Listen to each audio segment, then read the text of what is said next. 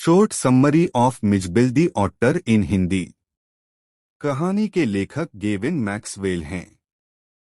इस कहानी में लेखक हमें बताता है कि एक ओटर रखने का फैसला करने के बाद उसका जीवन कैसे बदल गया। यहाँ वह हमें अपनी यात्रा और मिज़बिल या मिज ओटर के साथ अपने अनुभवों के माध्यम से ले जा रहा है। यात्रा इराक से लंदन और उड़ान के माध्यम से शुरू होती है। ओटर ने उड़ान में तबाही मचाई और सभी को डरा दिया। हालांकि एक उदार एयर होस्टेस ने लेखक को मिज़बिल के साथ यात्रा करने में मदद की। बाद में लंदन में लोग ऊदबिलाव के बारे में जानकारी रखते हैं और जानवरों के नाम का अनुमान लगाते रहते हैं। मिज़बिल the author summary in Hindi.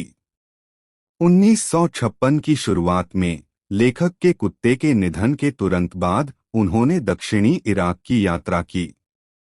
वह एक पालतू जानवर के बिना बहुत अकेला था, लेकिन इस बार कुत्ते के बजाय एक ऊदबिलाव रखना चाहता था। उसने सोचा कि कैंटसफरना में एक ओटर रखना एक अच्छा विचार था क्योंकि ओटर का प्यार पानी था।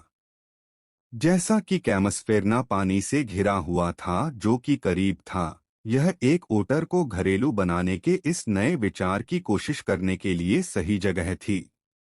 एक दोस्त के साथ एक ओटर को पालतू बनाने के अपने इरादे को साझा करने पर उत्तरार्ध ने सुझाव दिया कि लेखक को टाइग्रिस नदी के किनारे दलदल से एक प्राप्त करना चाहिए क्योंकि ऊटर बहुत आम तौर पर वहां पाए जाते थे और आमतौर पर अरबों द्वारा नामांकित थे। उनकी यह बातचीत तब हुई जब कथावाचक और उनके मित्र बसरा जा रहे थे। पहुंचने पर उन्हें पता चला कि केवल मित्र का मेल ही आया था। लेखक ने टेलीग्राफ के माध्यम से इंग्लैंड से जुड़ने की कोशिश की और जब कोई प्रतिक्रिया नहीं हुई तो एक कॉल के माध्यम से कनेक्ट करने की कोशिश की, जिसने एक दिन पहले ही बुक करने की मांग की। वह एक छुट्टी और तकनीकी गड़बड़ियों के कारण उनके साथ 3 दिनों के लिए जुड़ नहीं सका। अंत में उसका दोस्त चला गया और उन दोनों ने एक हफ्ते के बाद मिलने का फैसला किया। 5 और दिनों के इंतजार के बाद उनका मेल आया। जैसे ही कथावाचक को मेल मिला, वह उसे पढ़ने के लिए बेडरूम में गया। केवल 2 अरब पुरुषों को एक बोरी के साथ खोजने के लिए जो खुद को बार बार घुमाता था। उन्होंने उसे अपने दोस्त द्वारा भेजा गया एक नोट सौंपा, जिसमें कहा गया था कि ओटर उससे एक उपहार था। ओटर को बोरे में पैक किया गया था।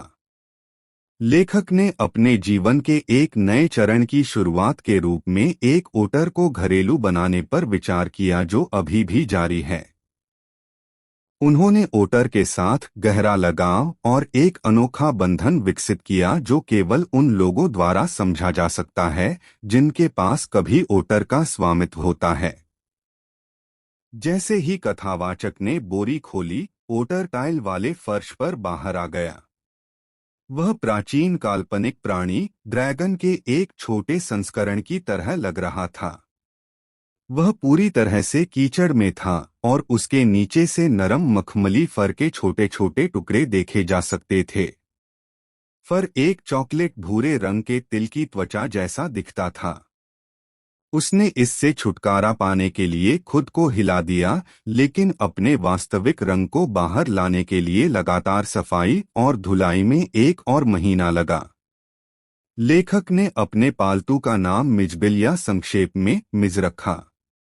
मिज़बिल उन ऊदबिलाव की एक नस्ल से संबंधित थे जिन्हें हाल ही में लुट्रोगिल परस्पिसिल्टा मैक्सवेली नामक एक प्राणी ने खोजा था और इस तरह मैक्सवेल के ओटर के रूप में जाना जाता था।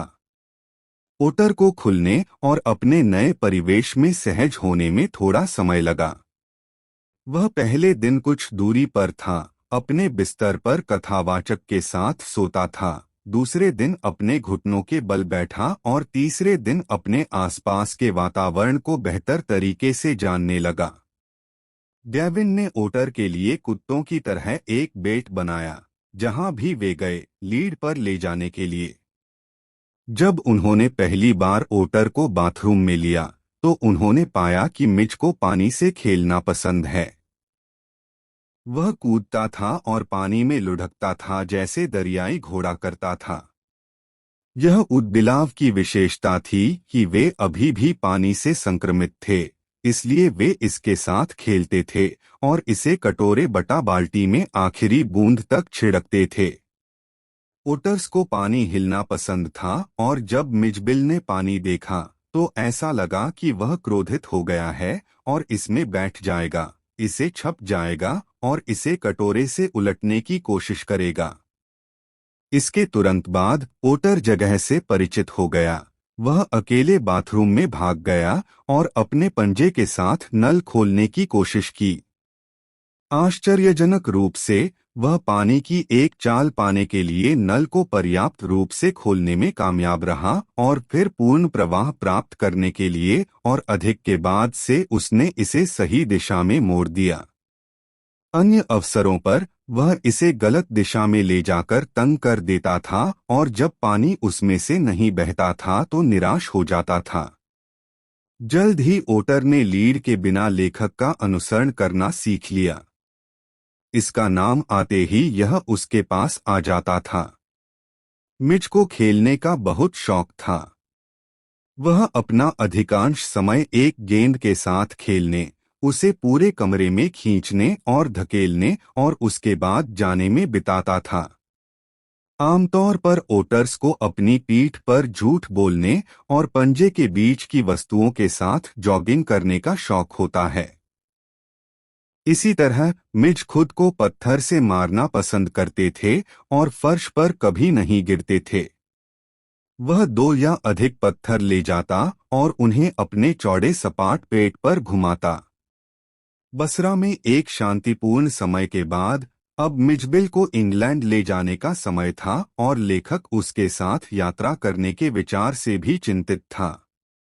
ब्रिटिश एयरलाइन ने जानवरों के साथ अनुमति देने से इनकार कर दिया, इसलिए उन्होंने एक और एयरलाइन के साथ बुकिंग की जिसने मिज पर जोर देते हुए कहा कि इसे 8 इंच से अधिक वर्ग के बॉक्स में नहीं ले जाना चाहिए। यह बसरा से इंग्लैंड के लिए सीधी उड़ान नहीं थी। उन्हें पहले पेरिस और फिर लंदन जाना था। जैसे ही एयरलाइन ने मांग की, कथावाचक ने 1 घंटे पहले मिज को एक बॉक्स में डाल दिया ताकि उसे आराम करने के लिए पर्याप्त समय मिले और एक त्वरित भोजन के लिए छोड़ दिया जाए। भोजन के बाद कथाकार ने सबसे अधिक डर का सामना किया। बॉक्स अभी भी था और उसके एयर होल से खून टपक रहा था। वह घबरा गया और केवल भयभीत मिज द्वारा फटे हुए आंतरिक अस्तर को खोजने के लिए बॉक्स खोला। कथाकार ने तेज धातु के अस्तर के हर टुकड़े को हटा दिया और बॉक्स को साफ कर दिया। जब तक सब कुछ वापस आ गया था, तब तक उड़ान भरने में केवल 10 मिनट बचे थे और उन्हें 5 मील की दूरी तय करनी थी। गेविन ने मिज को बॉक्स में रखा और उसके हाथ से ढक्कन बंद कर दिया, ऐसा न हो कि वह बच जाए। कथावाचक ने गंदगी को साफ किया और एक टैक्सी में फेंक दिया। कैब एक रिकोशेटिंग बुलेट की तरह मोड़ों पर बातचीत करते हुए बहुत तेजी से आगे बढ़ी। वह किसी तरह उड़ान भरने से ठीक पहले पहुंचने में कामयाब हो गया, जिससे अधिकारियों को गुस्सा आ गया। वह अपनी सीट पर बैठ गया और मिजबिल के मछली के खाने के पैकेज को एयर होस्टेस को प्रशीतन के लिए दे दिया। उसने उसे उस घटना के बारे में बताया जिससे उन्हें देरी हुई और वह उसे आगे क्या करना है यह बताते हुए सहर्ष समझ गई। गैविन ने एयर होस्टेस के लिए अत्यधिक प्रशंसा विकसित की क्योंकि वह बहुत सहायक थी। उसने उसकी सलाह ली और पेटी को अपनी गोद में रख लिया। उसने महसूस किया कि उसकी मदद के लिए धन्यवाद के टोकन के रूप में उसके हाथ की तरह लग रहा था। जैसे ही लेखक ने बॉक्स खोला, मिज उसमें से कूद गया और गायब हो गया। चारों तरफ अराजकता थी, यात्री घबरा रहे थे। एक महिला उनकी कुर्सी पर चढ़ गई। जब उसने एक सफेद पगड़ी वाले आदमी की सीट के नीचे मिच को देखा तो उसने मिच को पकड़ने का प्रयास किया और अपना चेहरा करीने में ढकने के लिए समाप्त हो गया, केवल यह पता लगाने के लिए कि मिच फिर से गायब हो गया था। तभी एयर होस्टेस ने मिच को खोजने में मदद करने के लिए ऑफर बढ़ाया और उसे वापस अपनी सीट पर जाने की सलाह दी। एयर होस्टेस द्वारा अनुरोध किए जाने पर कथाकार अपनी सीट पर वापस आ गया और उसकी आंखें मिच की तलाश करने लगीं। इसके बाद ही उन्होंने कुछ कड़वा सुना जबकि मिज ने अपने चेहरे तक पहुंचने के लिए अपना घुटना ऊपर किया। मिज लौट आए थे। वे 1 महीने के लिए लंदन में रहे, जबकि मिज ने खुद को टन के खेल में तल्लीन करना सीख लिया था। वह ping-pong balls, marbles, rubber fruit और एक टेरापिन शेल के साथ खेलते थे। पिंगपोंग बॉल ने उन्हें लगभग आधे घंटे तक बांधे रखा। यात्रा पर गेविन का सूटकेस क्षतिग्रस्त हो गया था। इसमें एक छोर से दूसरे छोर तक ढलान था। मिज उच्च छोर से गेंद को निचले छोर की ओर ले जाते। फिर वह निचले छोर पर जाता और छिप जाता, गेंद के पहुंचने का इंतजार करता। वह समय पर कूद जाता और गेंद को आश्चर्यचकित कर देता। तब वह गेंद को पकड़ लेता था और एक बार फिर से सूटकेस के उच्च अंत तक पहुंच जाता था। बेहद रोमांचक, वह फिर से दूसरे छोर से गेंद को हिट करेगा। गेविन एक पालतू कुत्ते की तरह मिज को टहलने और व्यायाम करने के लिए ले जाएगा। स्कूली बच्चों की तरह ही मिज एक खास अंदाज में सड़कों पर इधर-उधर दौड़ते रहे। जैसे बच्चों ने अपने रास्ते में आने वाले प्रत्येक ब्लॉक के केंद्र में अपने पैर रखने की अलग-अलग आदतें बनाई, या रेलिंग के हर 7वें ध्रुव को छूने, या स्ट्रीट लाइट के खंभे से निकलकर अलग हो गए। लेखक के फ्लैट के सामने एक प्राथमिक स्कूल था, जिसमें केवल भूतल बनाया गया था। कम ऊंचाई की दीवार थी, लगभग 2 फीट ऊंची, जो स्कूल की सीमा के साथ चलती थी। अपने घर के रास्ते पर ही मिज गैविन को दीवार की तरफ खींचता, उस पर कूदता और अपनी पूरी लंबाई पर तेज गति से दौड़ता। वह स्कूल के अंदर छात्रों और कर्मचारियों का ध्यान आकर्षित करेगा। जैसा कि ओटर लंदन में बहुत आम जानवर नहीं है, लेखक ने यह अजीब पाया कि निवासियों को पहचानने में असमर्थ थे। लोगों को जंगली अनुमान था कि मिच क्या था। ओटर्स जानवरों के एक समूह से संबंधित हैं जिन्हें मस्टेलिन कहा जाता है, जो बेजर, मोंगोज, वीजेल, स्टोट, मिंक और अन्य द्वारा साझा किए गए हैं। लोग समूह के सभी जानवरों का अनुमान लगा सकते थे, लेकिन ओटर सबसे प्रसिद्ध अनुमान थे, एक बच्चा सील या एक गिलहरी।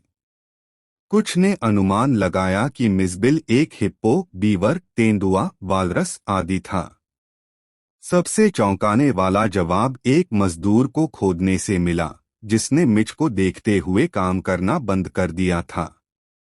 उस आदमी ने अपने औजार को अलग रखा, उसकी पीठ पर हाथ रखा और मिच को घूरता रहा। उनके आश्चर्य और दुस्साहस के भाव ने संकेत दिया कि वह किसी भी बकवास को बर्दाश्त नहीं करेंगे। वह थूकता है, उन्हें घूरता है और तेज आवाज में लेखक से पूछता है कि वह मिज़बिल क्या होना चाहिए था। आशा करता हूँ अब आपको पाठ अच्छा लगा होगा।